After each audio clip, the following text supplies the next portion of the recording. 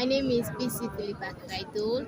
I'm Climate Ambassador for Child Fund Sierra Leone, and I'm the National Welfare Chairperson for Children's Home Network, which is the child leading organization in Sierra Leone under the Ministry of Gender and Children's Affairs.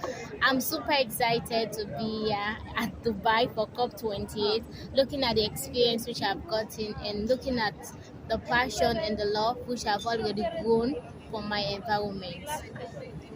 When you become an adult, what do you want to change about the world? Okay, and that's a very good question. The one thing which I want to change is the mindset and the perception of people, because looking at the perception of adults is different from that of the children. So I want to change that perception of adults that they should think like us when it comes to climate change. Looking at the effects of climate change, we the children we suffer the most. So I want the one thing which I want to change is the mindset of the adults for them to behave like us when it comes to climate change, for them to help us in solving these problems like planting trees, for them to create that platforms thereby we as children can talk, we as children can advocate for our peers, we can support one another in solving problems when it comes to climate change issues. What do you think? So in the U.S., we have a lot of different climate change issues. In Sierra Leone, what are you guys' biggest issues? Okay, one of the biggest issues in Sierra Leone, like we normally experience flooding.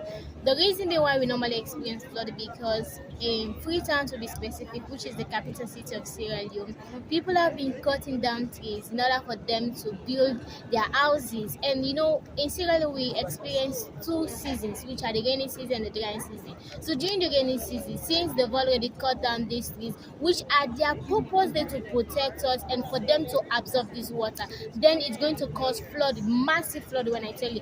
And this we normally experience, which normally leads to mudslide. For example, in 2017, Sierra Leone we experienced mudslide, which killed more than 300 people. Properties were being destroyed, including children. So looking at all these problems, looking at all these issues that is affecting us, these are things that we want to solve, and this is one of the most pressing things that we normally face. Thereby, it's serving as an obstacle that is preventing the children not to go to school.